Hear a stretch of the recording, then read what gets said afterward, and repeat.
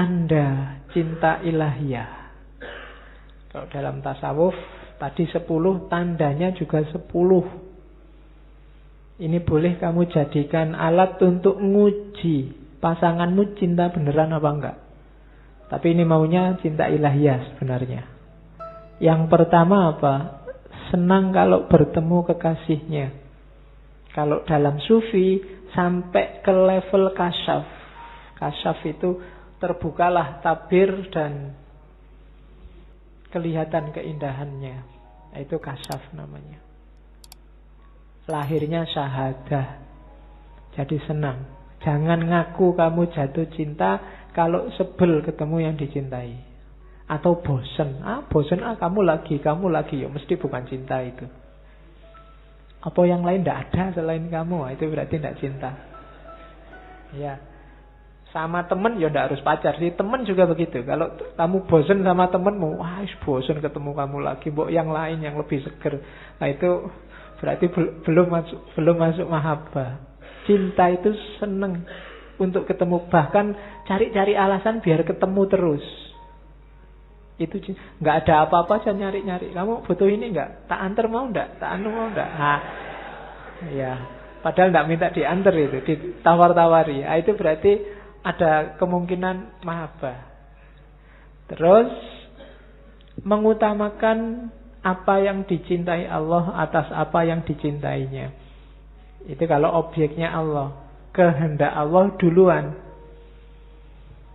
Jadi kalau sama orang misalnya, kamu tidak mikir kamu suka baju warna apa, tapi pacarmu sukanya kamu pakai baju warna apa.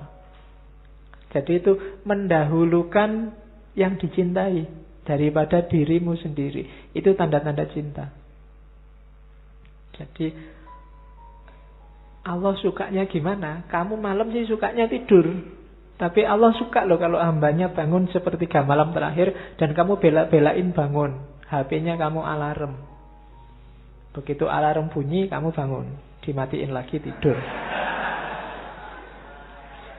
Ya. Ya kan Allah nyuruh bangun malam toh Pak. Ya enggak cuma bangun. Ya.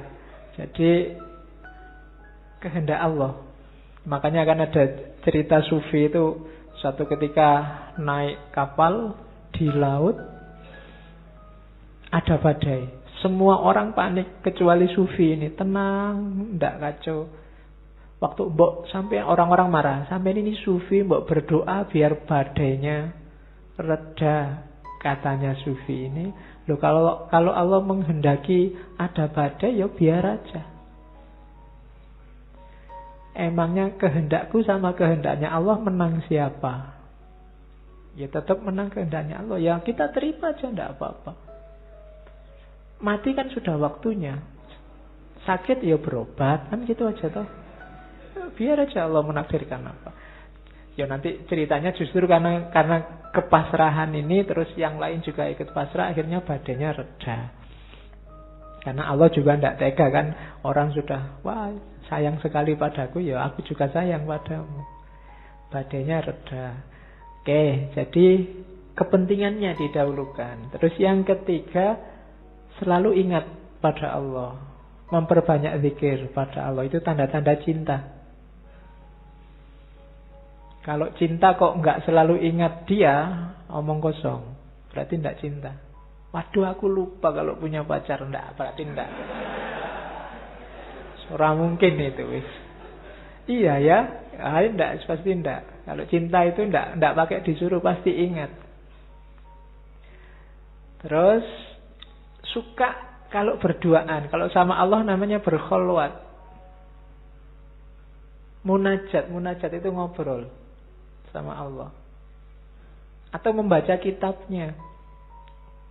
Kalau kalian dapat surat dari pacar, atau pacarmu ngirim WA panjang ngomong apa, itu kan tidak kamu hapus-hapus. Ini WA dari dia. Padahal mungkin isinya podo.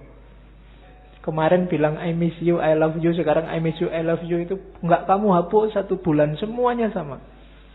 Kenapa? Karena kamu cinta. Jadi kitabnya menurut kamu jadi penting. Karena membaca kitab itu mengingatkan kamu pada dia. Jadi kalau ada orang Islam ngaku cinta sama Allah tapi males ngaji, itu omong kosong. Tidak mungkin. Kayak kamu kalau jatuh cinta, kok pacarmu ngirim WA terus kamu alah tidak usah dibaca. Buat apa? Itu omong kosong, berarti tidak suka, tidak cinta. Jadi ciri yang keempat, suka kalau berduaan. Ayo Pak, kalau ini kan nggak perlu saya jelaskan, kamu paham lah. Mana ada orang jatuh cinta sukanya rame-rame, mesti pinginnya berduaan. Oke, terus makanya yang tidak punya pacar ya kamu toleran kalau ada temenmu baru ya. Lah ya kan, masa malam mingguan pacarmu diapeli kamu ikut ganggu, ikut nemuin, ikut ngajak ngobrol, itu namanya tidak toleran. Oke, mesti ingin berdua ya. Dan agama kan wanti-wanti, kalau bukan kholwat sama Allah loh ya, kalau laki-laki perempuan berdua yang ketiga setan. Jadi kalau kamu ganggu temenmu pacaran, nah kamu jadi setannya. Oke, terus yang kelima, tidak menyesal kehilangan apapun asal Allah masih ada. Tidak menyesal berkorban apapun asal Allah ridho. Itu ciri yang kelima. Jadi pacar itu tidak perhitungan. Kalau kamu pacaran kok pas gegeran terus pacarmu bilang, coba diinget-inget, bulan ini aku sudah habis 25.000, traktir kamu saja. Nah itu enggak. Kalau masih apal sampai jumlahnya detail, itu belum cinta, masih negosiasi, masih dagang. Iya, masih belum. Kok masih ingat, masih ngungkit-ngungkit, habis bensin berapa aku? Wah, enggak. Itu belum cinta. Masih ngitung apa yang hilang. Orang jatuh cinta itu enggak menyesal kehilangan apapun asal masih bersama dengan yang dicintai. Yang keenam, menikmati ketaatan, tidak merasa berat atau keberatan. Yang dicintai ingin apapun, memerintahkan apapun dijalani dengan senang. Bahkan tidak cuma senang, ditambah-tambahi. Pacarnya minta jemput jam 7, setengah 7 sudah ditunggu di depan kos-kosan. Itu karena ada cinta di situ. Allah nyuruhnya cuma 5 waktu wes yang wajib, yang sunnah monggo ditambahi sekuatnya. Kamu tambahi sebanyak-banyaknya, ndak berat, ndak keberatan.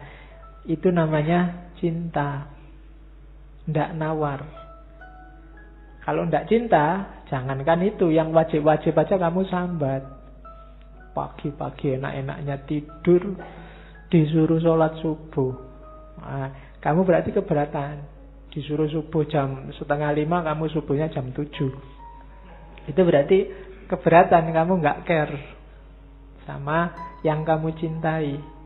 Kalau sudah jam 7 kan malaikatnya sudah ganti, bukan malaikat subuh lagi. Bukunya sudah disetorkan ke sana, catatanmu nggak masuk sudah. Ya.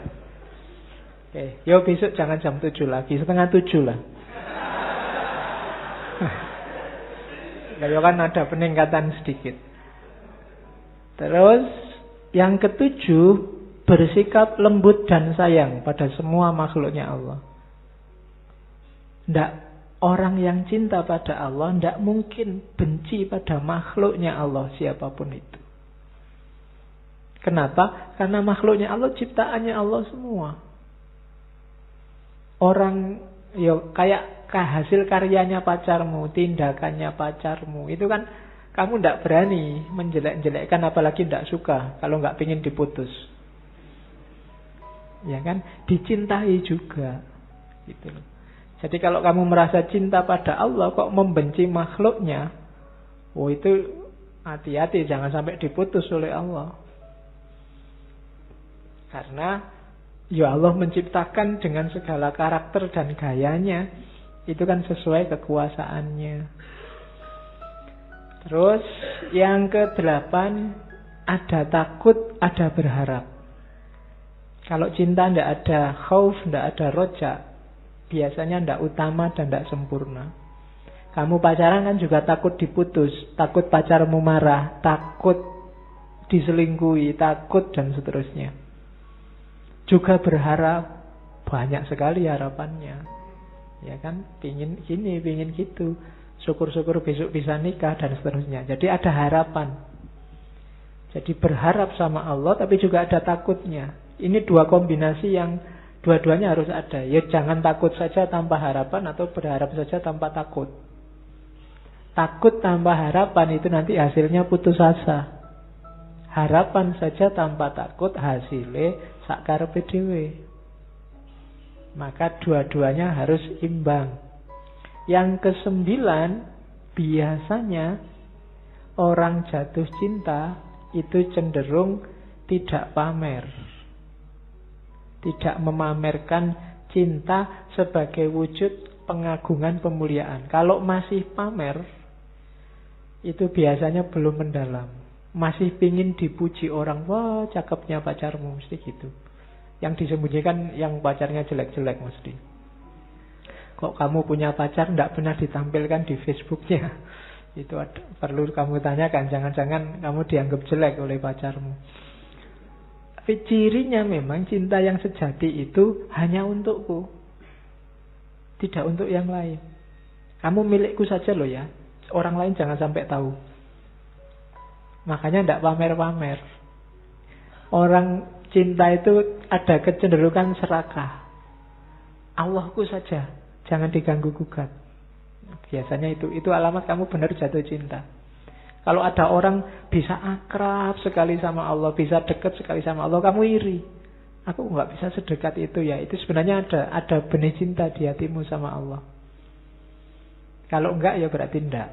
Kalau ada orang bisa sedalam itu sama Allah, bisa sampai nangis-nangis sedalam itu, kamu ala biasa aja, enggak lebay. Oh ya berarti kamu enggak ada rasa sama Allah. Orang cinta itu biasanya cemburu kalau ada yang lain akrab sama yang dicintai. Makanya ciri yang ke-9 cenderung disembunyikan. Biar apa? Biar milikku saja. Jadi banggalah, kebalikannya yang tadi ya. Kalau ada pacarmu nggak cerita-cerita, kalau sudah pacaran itu husnudzonlah. Sebenarnya dia ingin kamu jadi miliknya saja. Ya suudzonnya tadi, jangan-jangan aku dianggap jelek. Oke, terus yang terakhir, cirinya cinta adalah senang dan ridho pada yang dicintai. Meridhoi Allah. Ini yang teorinya agak panjang kan, meridhoi Allah itu. Kalau Allah ridho pada kita itu cenderung lebih mudah karena Allah Maha Penyayang. Kita yang sering tidak ridho pada Allah. Kita sering komplain, sering tidak terima, sering kok gini ya Allah, Indonesia ini kok gini ya, itu mengeluh namanya. Tidak ridho pada ketetapannya Allah. Kok bisa ya orang itu menang? Wong sudah kita demo bolak-balik loh. Iya. Gimana orang sekian juta berdoa? Allah ini gimana sih?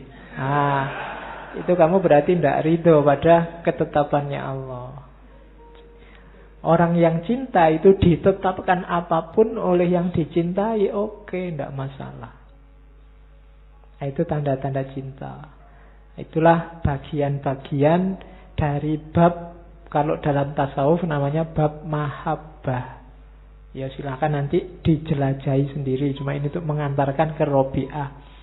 Awalnya dari Robi'ah nanti berkembang jadi teori semacam yang kita jelaskan tadi. Oke, untuk malam hari ini saya cukupkan sekian dulu. Mohon maaf kalau ada yang kurang berkenan, mungkin 1-2 kekurangan apa, mohon dimaklumi. Kalau ada kekhilafan, kealpaan yang teman-teman ngerti benernya seperti apa, ya silahkan disampaikan. Kurang lebihnya mohon maaf. Wallahul muwaffiq, wallahu a'lam bissawab. Wassalamualaikum warahmatullahi wabarakatuh.